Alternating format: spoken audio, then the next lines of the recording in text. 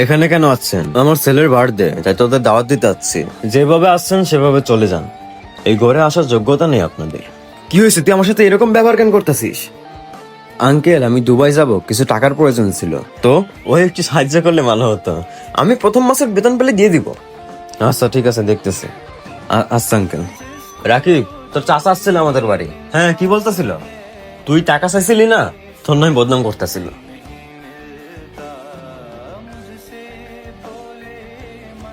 চাচা, এ কি বদনাম করছেন বাইরে গিয়ে? টাকা না দিলে আপনি না বলুন না। কি ভুল বলছে আমি? 2 দিন পর ফকিন্নির মতো আবার দেশে চলে আসবে। যা এখান থেকে। আর শোন, তুই গরিব হয়ে জন্ম নিছস, গরিব হয়ে মরবি।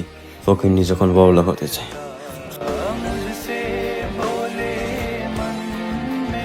আত্মীয় স্বজনের কামই হচ্ছে ডিমোটিভেট করা।